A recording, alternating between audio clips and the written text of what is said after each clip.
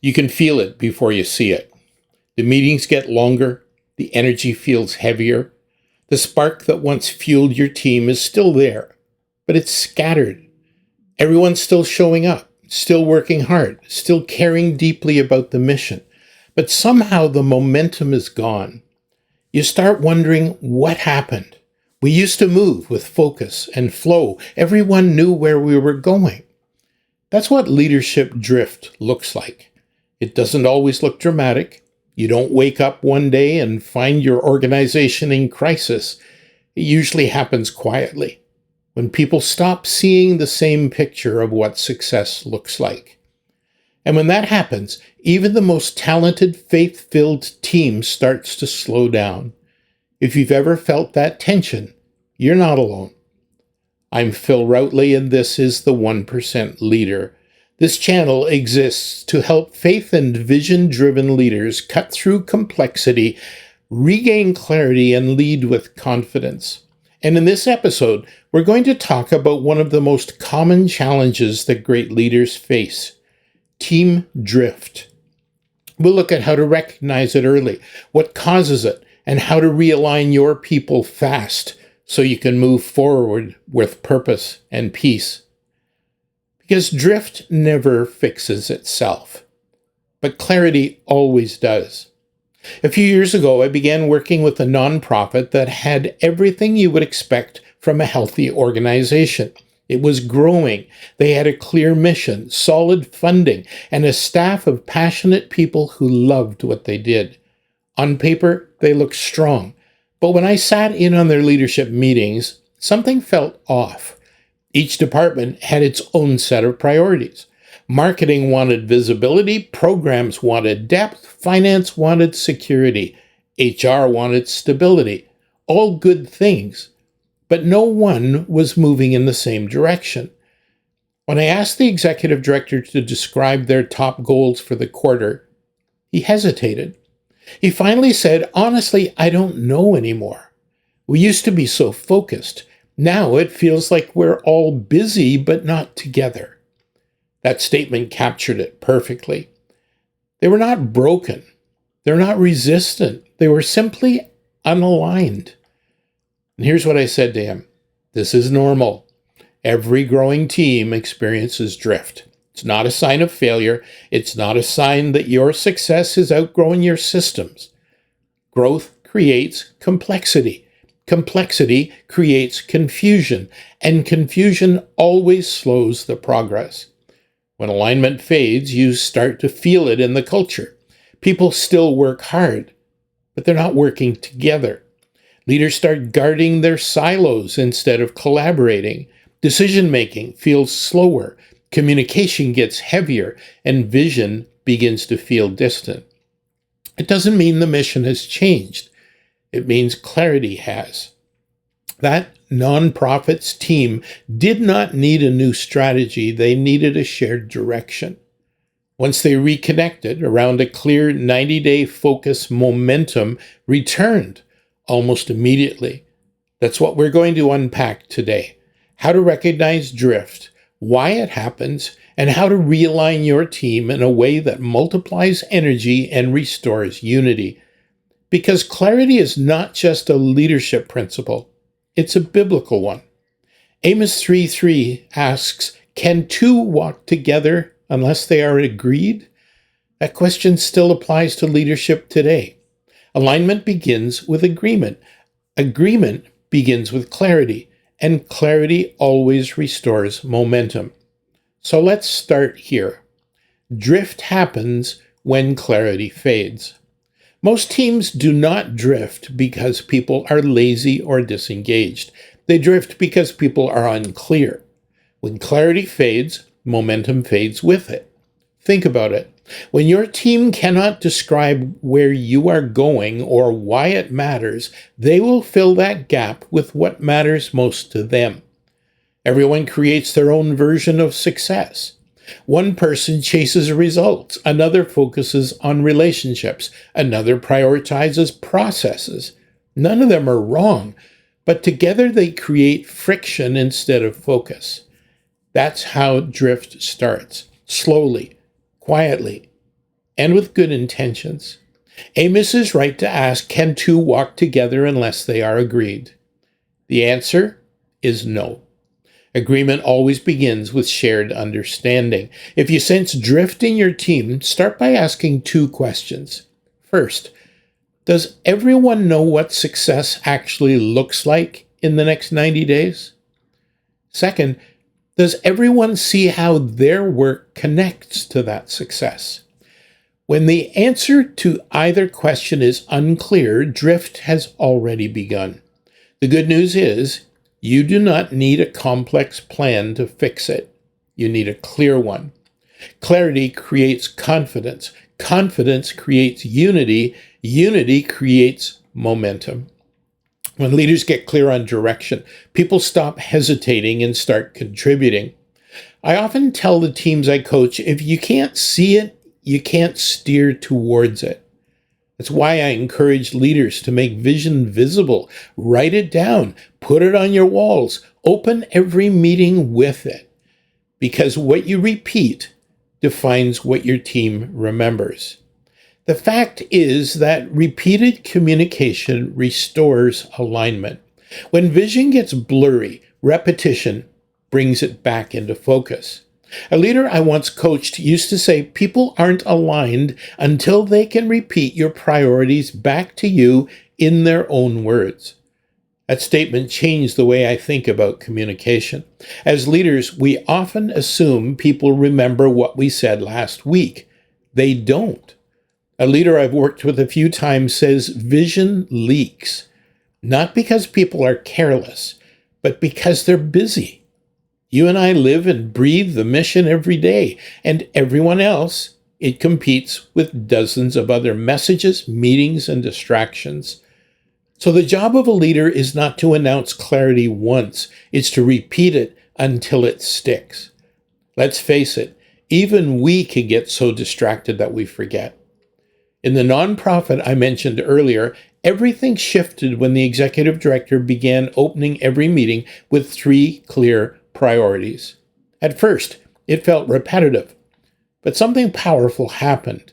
Projects began to align, meetings shortened, confusion disappeared. It turns out repetition does not create boredom, it creates belief. When people hear consistent direction, they start to trust it. And when they trust it, they move faster with greater confidence.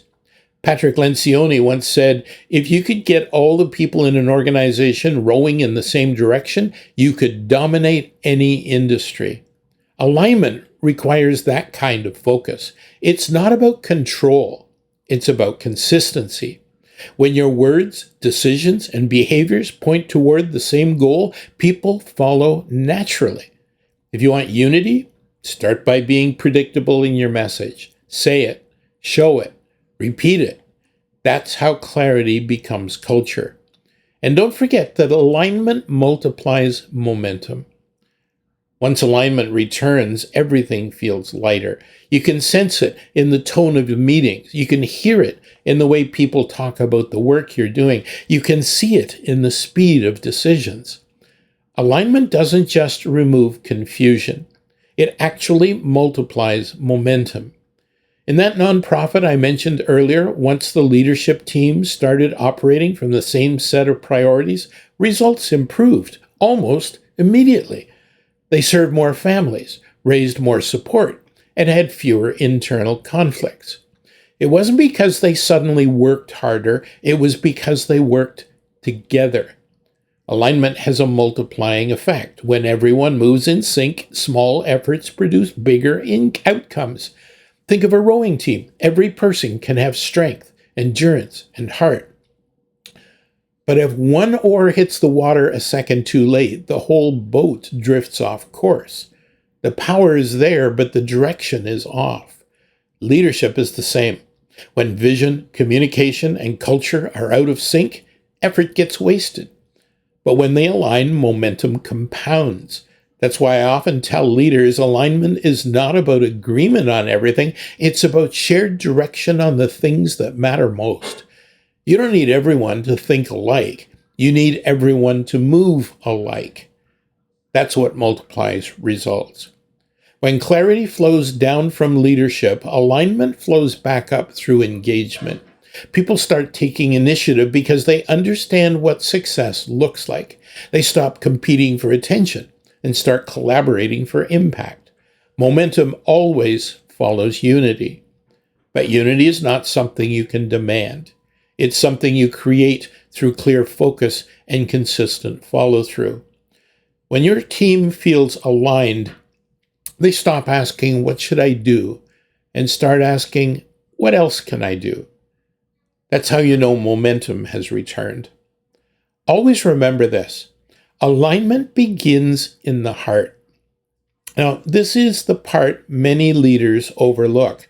Alignment is not only strategic, it's spiritual.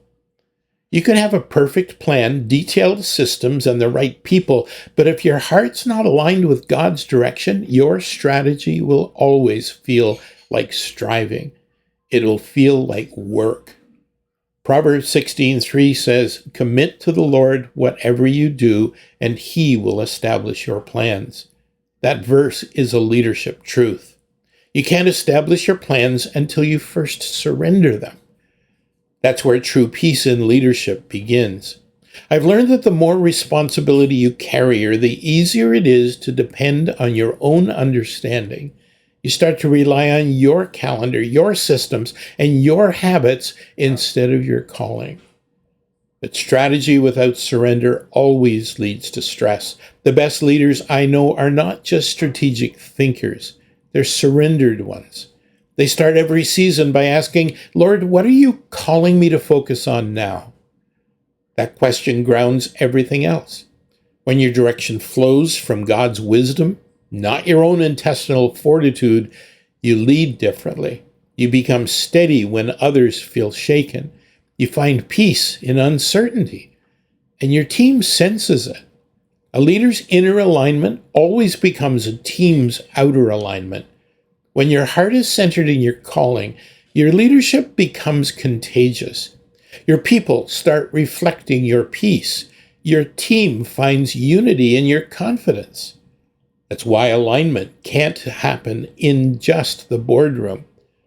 It has to start in prayer. Because before you can align your team, you must align your own heart. So how do you realign your team fast? If you're sensing drift in your organization or ministry right now, you might not need a major restructure. You need a few simple, intentional steps that restore shared direction and focus. And let me walk you through 3 that use every leadership team I coach. Number 1, clarify the destination. Before you talk about performance, talk about purpose. Gather your key leaders and answer this one question together. What does success look like in the next 90 days? Write it down. Keep it short and visible. Don't overcomplicate it. Focus on 3 clear outcomes that everyone can see and measure. When you write the vision down, you make it portable. People can carry it with them into meetings, conversations, and decisions. Habakkuk 2 verse 2 says, "Write the vision and make it plain so that whoever reads it may run with it." Clarity brings unity. Unity brings movement. When your team can all describe success the same way, you have already solved half of your alignment challenge. Step 2, repeat the message until it sticks. Clarity without repetition fades fast. Like I said, vision leaks. Once you've defined the 90-day goals, repeat them constantly. Start every meeting with them. Celebrate every win connected to them. Evaluate every decision through them. Your people will start repeating what you emphasize. And if you emphasize busyness, they'll chase activity. If you emphasize clarity, they will chase alignment. I often tell leaders repetition is what turns clarity into culture. So keep saying it until your team can say it too. The power of alignment is not in what you communicate once. It's in what you communicate consistently. When people hear the same direction over and over, they start trusting that direction. Trust restores momentum. And step 3, anchor everything spiritually. Alignment will not last if it's only strategic. It has to be spiritual. Before you finalize your plan, take a moment to pause and pray as a team. Ask God to confirm what is truly His and remove what is not. Invite His wisdom into your process. That single act of surrender creates a foundation for peace, because strategy without surrender leads to striving, not thriving. But strategy with surrender leads to strength. When your plans are rooted in calling, not control, your leadership becomes lighter and more focused. That's what true alignment feels like. Peace with purpose.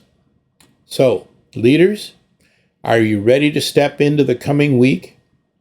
Take 10 minutes, quiet minutes, to reflect on these questions. Where has drift happened in my leadership or my team? What one goal could bring us back into focus? And how can I model unity through my own clarity and communication?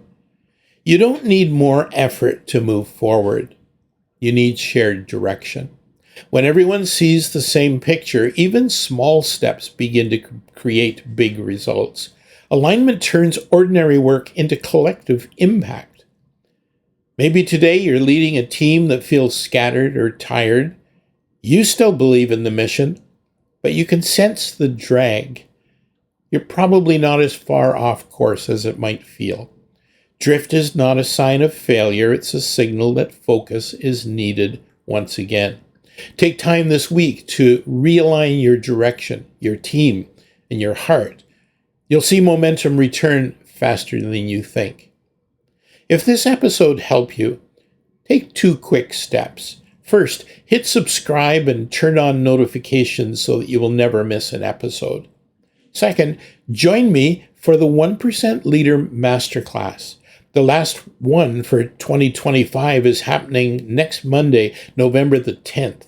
It's a free half-day experience where I help vision and faith-driven leaders regain clarity, rebuild confidence, and create a clear 90-day plan that actually works. You can learn more and register at philroutley.com/masterclass. But remember, this coming Monday is your last chance until January. Stay focused, stay faithful, lead with confidence, and remember, I'm always on your side. See you soon.